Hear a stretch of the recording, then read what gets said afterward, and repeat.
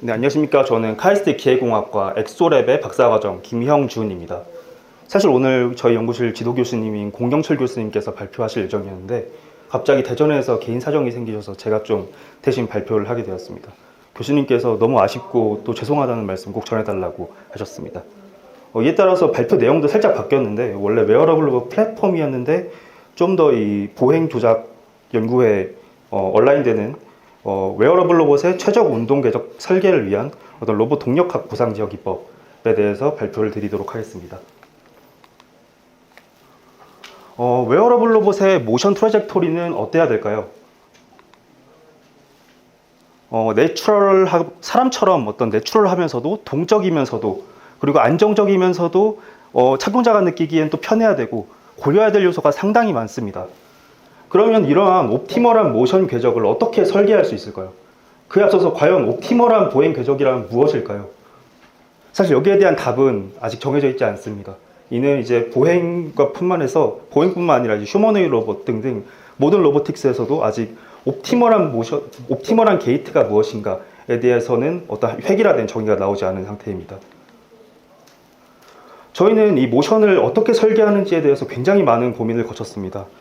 우선 제일 쉽게 생각해 볼 수 있는 방법이 이제 태스크 스페이스에서 이제 발의 엔드포인트의 위치를 잘 설계를 하고 이제 커스트 펑션과 컨스트레인트를 적절히 잘 설계해서 인버스 키네매틱스를 풀어서 모션을 설계하는 방법이 있겠습니다.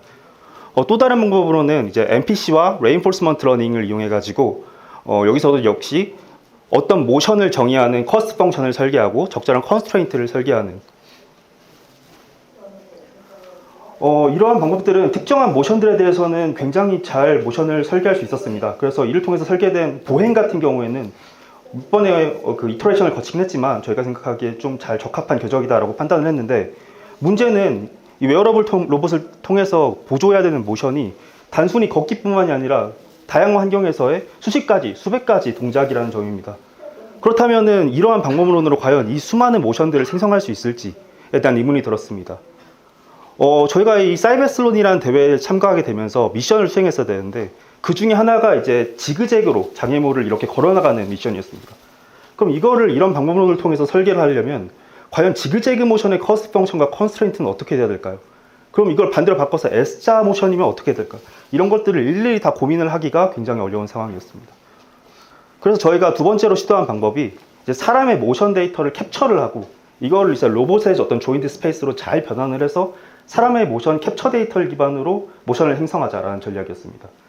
그러나 역시나 사람의 레인지 오브 모션과 로봇의 ROM은 많이 다르고 휴먼의 조인트 스페이스와 로봇 조인트 스페이스 역시 다르며 사람 단에서 아무리 모션을 잘 설계했다 하더라도 로봇을 입는 순간 시스템의 전체 다이나믹스가 달라지게 되면서 해당 모션은 이제 좀 불안정한 모션이 되기도 합니다.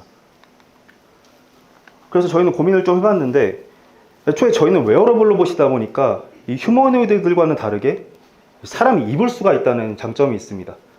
장점이라고 하는 특징이죠. 그래서 이 특징을 이용해 가지고 사람이 로봇을 입고서 모션을 수행한 다음에 여기서 나온 데이터를 통해서 모션을 생성하자라는 전략을 세우게 되었습니다. 그래서 이렇게 비장애인 연구원이 웨어러블 로봇을 입고 어떤 타겟 모션을 수행합니다. 이를 통해서 어떤 로우 모션 데이터를 얻고 데이터 프로세싱 과정을 거쳐서 어떤 궤적을 만듭니다. 근데 이는 당연히 이 학생의 어떤 개인적인 보행이기 때문에 이를 이제 실제 하지안전마비 장애인께 입히고 걷습니다. 이러면서 휴먼 인 더 루프 옵티마이제이션이라는 방법을 통해서 이 착용자분께서 어떤 선호도가 좋아질 때까지 조금씩 미세 튜닝을 해나가는 과정을 거쳐서 이런 옵티멀한 모션 궤적을 만들게 됩니다. 그런데 여기서 이 비장애인이 이 로봇을 입고 여러 가지 모션을 수행해야 되는데 문제가 발생합니다. 이 로봇은 56.5kg에 해당하는 무거운 무게를 갖고 있습니다. 군대에서 완전 군장을 해보신 분들은 아시겠지만 이게 40kg 군장만 들고 좀 걸어도 굉장히 힘들고 원하는 대로 안 걷게 됩니다. 이제 또 다른 문제는 이 로봇이 사람까지 들어가면 이제 거의 한 150kg 정도가 되는데 이 로봇을 보행하기 위해서 이제 굉장히 고기어비의 구동기들이 많이 사용되게 됩니다. 고기어비 구동기는 필연적으로 이제 메카니컬 임피던스가 높아지게 되고 이걸 비장애인이 입고 이렇게 걸어보면은 굉장히 관절이 뻑뻑해서 원하는 대로 움직이지가 않습니다. 여기 이전에 다음 발표 앞서서 좀 더 그 흥미로운 부분을 하나 소개해드리도록 하겠습니다. 이제 이 하지 완전마비 장애인을 위한 외골격 로봇은 2024년 4월 8일부로 이제 전동식 외골격 장치로 분류가 되었습니다. 이 중에서 이제 의료기기로 분류가 되었고 3등급 의료기기입니다. 그래서 저희는 이 로봇을 설계하고 제어함에 있어서 이 3등급 의료기기가 가져야 되는 조건들을 좀 만족시키면서 개발을 해야 될 필요가 있었습니다. 그렇기 때문에 이런 프레임 하나를 설계함에 있어서도 일반적으로는 패티그가 100만 번의 어떤 레페티티브로 결정이 되는데 요거 같은 경우는 300만 번, 그리고 세이프티 팩터도 일반적으로 8배 정도를 갖도록 설계되어야 됩니다. 네, 그러다 보니까 이 로봇 프레임 자체의 무게가 굉장히 무거워질 수밖에 없습니다. 이 모두가 좀 안전을 위한 측면이겠죠. 또 다른 안전성의 측면은 이제 메커니컬 임피던스인데, 혹자는 이제 쿼사이다이렉트 드라이브나 이런 굉장히 임피던스가 낮은 구동기를 사용하면 되는 거 아니냐라고 질문을 하십니다. 그런데 이거는 이제 메디컬 디바이스이기 때문에 안전 조건을 만족시켜야 됩니다. 따라서 피치 못할 경우에 이제 배터리가 나가든 아니면 시스템이 고장나서 로봇의 구동기에 전력이 인가되지 않을 때 자세가 급격하게 무너지면 안 됩니다. 급격하게 무너지면 장애인분께서 넘어져서 다칠 테니까요. 그래서 저희는 이제 대회 전에 이렇게 대회 측에다가 저던을 껐을 때 로봇 자체가 급격하게 무너지지 않는다는 것을 보여야 됐습니다. 이를 위해서는 이제 구동기들의 어떤 기계적인 메커니컬 임피던스가 필요하죠. 그래서 이 하지 완전마비 장애인은 외골격 로봇을 비장애인이 입고 모션을 수행함에 있어서 무게를 낮추거나 어떤 구동기의 어떤 종류를 타협하는 게 상당히 어려운 상황입니다. 그래서 이를 제어적으로 좀 극복을 하고자 했는데, 이 무거운 무게는 이제 홀바디 그래비티 컴펜세이션을 통해서 무게를 보상을 하고, 또 이제 구동기의 다이나믹스 자체는 이제 액추에이터 다이나믹스 컴펜세이션 제어 기법을 통해서 보상함으로써 이제 마치 로봇을 입어도 입지 않은 것 같은 무저항 상태를 만든 다음에 이를 통해서 비장애인 어떤 자연스러운 모션을 가능히 하여 모션을 추출하자라는 전략을 세우게 되었습니다. 저희가 사용하는 일반적인 로봇 다이나믹스 이쿼션입니다. 그래서 여기서 MQ는 이너시아 매트릭스, C는 코리올리 매트릭스, G는 그래비테이셔널 텀, 뮤는 구동기의 이제 다이나믹스를 의미합니다. 타워 R은 로봇에 의한 토크, 타워 H는 휴먼에 의한 토크, 그리고 F는 로봇에 가해지는 지면 반력을 의미합니다.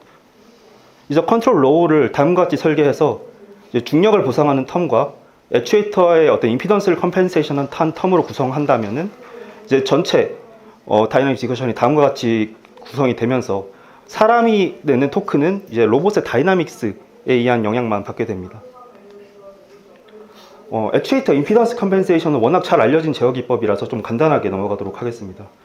액추에이터의 다이나믹스 이쿼션은 다음과 같이 이제 리니어한 리니어 이너시아와 댐핑 텀으로 구성되고, 어떤 널리니어한 어떤 마찰에 의해서 구성됩니다.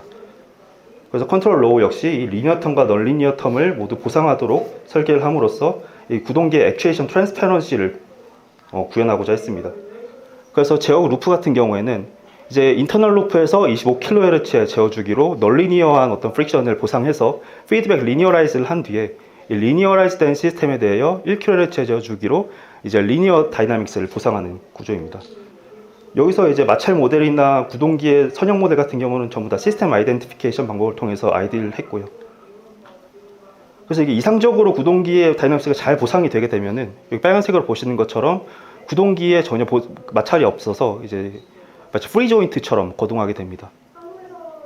그래서 저희는 모든 구동기 관절에 대해서 다음과 같이 액추에이터 다이나믹스 보상을 통해서 이러한 프리 조인트 상황을 구현했습니다. 발목 구조도 상당히 문제였습니다. 이 발목 같은 경우에는 이제 저희가 워낙 500Nm에 해당하는 큰 토크를 내야 되다 보니까 이렇게 선형 구동기와 어떤 링크를 이용한 어떤 메커니즘을 활용했는데, 결국에 이것도 기업이로 따지면 한 150대 1 정도의 높은 기업입니다. 그래서 이 또한 이제 외부에서 어떤 충격을 주면은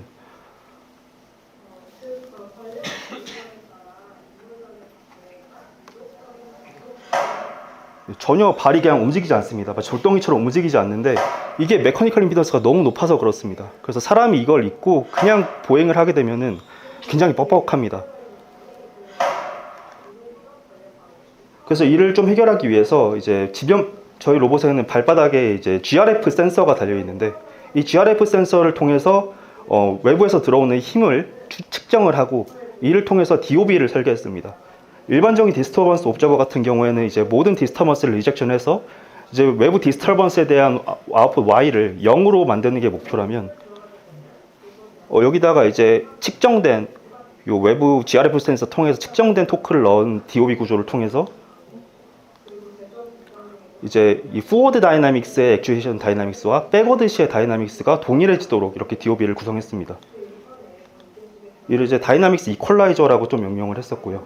이를 위해서도 역시나 이 발목 메커니즘의 그 모든 동력학적 모델을 파라미터를 실험적으로 규명을 했고요. 그래서 이를 통해서 DOB를 설계를 하고,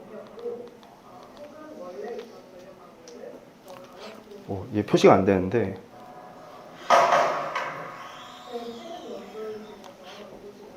이게 용량이 좀 커서 깨지네요. 죄송합니다. 그래서 결국에는 제걸 전혀 하지 않았을 때는 충격을 아무리 줘도 이 발이 돌덩이처럼 굳어 있는 반면에, 이제 DOB 제어를 했을 때는 발이 마치 컴플라이언트해져서 외부에서 충격을 줬을 때 그거에 맞게 순응하도록 이렇게 구현을 해 놓았습니다. 그래서 전체적인 메카니컬 임피던스 역시 35dB가량 낮아지는 것을 저희가 확인했습니다. 이렇게 구동기의 어떤 다이나믹스를 모두 보상해서 관절단에서는 굉장히 컴플라이언트하게 만들어 놓은 다음에 이제 전신 중력 보상을 수행했습니다. 중력 보상이야 워낙 잘 알려진 뉴턴 오일러 이쿼션을 통해서 이제 구현이 되었는데, 그래서 중력 보상 같은 경우에는 워낙 잘 알려지던 알고리즘이다 보니 중요한 거는 이제 스태틱 모델의 파라미터를 잘 규명하는 일이었고요. 이를 위해 데이터 드리븐 방법을 통해서 이제 수백 개의 어떤 스태틱한 포스처에 대해서 인풋 데이터, 조인트 토크와 GRF, 그리고 아웃풋 데이터인 조인트 앵글과 COP를 모두 측정을 한 다음에 이제 스태틱 이퀄리브리엄 이퀘션으로부터 요 그라운드 트루스, 메저먼트로부터 측정된 그라운드 트루스와 모델로부터 측정된 에스티메이션의 오차가 최소화되도록 어떤 모델 파라미터를 최적화하는 기법을 통해서 요 중력 보상을 위한 모델 파라미터를 실험적으로 얻었습니다. 규명 같은 경우에는 이제 로봇이 스태틱한 상태에 있을 때 이 COM의 지면에 대한 프로젝션과 COP의 위치가 동일해야 된다는 어떤 조건을 이용해서 실제로 이 추정된 COM의 위치와 측정된 COP의 위치를 비교함으로써 이 파라미터 ID의 정확성을 좀 검증을 했고요. 그 결과 이제 최대 에러 15mm, RMS 에러 1.5mm로 이 그래비테이셔널 모델 파라미터가 잘 ID 됐다라는 걸 확인했습니다. 그래서 이제 중력 보상기 같은 경우에는 공중에 띄어나서 이제 지면 발력이 없는 상태에서는 이렇게 로봇을 원하는 상태에 놓으면은 이제 로봇이 그 자리에 딱딱딱 고정된 것을 통해서 좀 정성적으로 확인을 했고요. 그리고 이제 지면에 놓은 상태에서도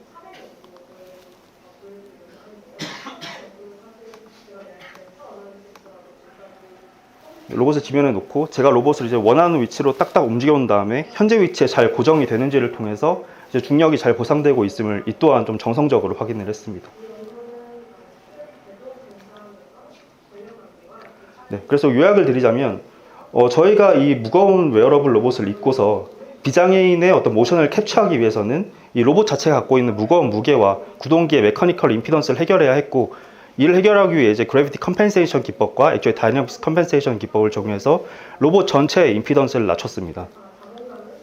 저희는 이를 통해서 실제로 저희 이제 연구실 학생들이 수많은 동작들을 캡처를 했고요.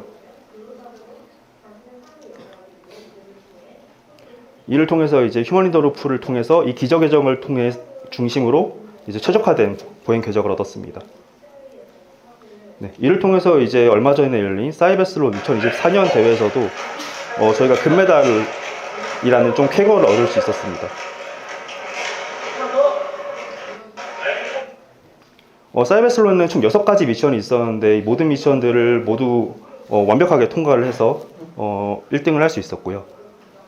그리고 이건 또 상당히 재미있는 건데, 얼마 전에 서울 패션위크 2025가 열렸습니다. 그래서 여기 오프닝 세션을 했었는데, 저희 연구실이 이제 좀 모델 에이전시랑 협업을 해가지고 이 한 40kg 초반대의 어떤 소녀가 이 60kg에 달하는 웨어러블 로봇을 입고 걸어나가는 이런 시연을 했었습니다. 이 또한 아까 말씀드린 이제 그래비티 컴펜세이션과 임피던스 보상이 모두 되어 있는 상태여가지고 어찌 보면 약해 보이는 소녀가 이 무거운 로봇을 입고도 좀 잘 걸을 수 있음을 좀 보일 수 있었습니다. 네, 이것으로 발표 마치도록 하겠습니다. 네, 감사합니다. 좋은 내용 발표해 주셔서 감사합니다.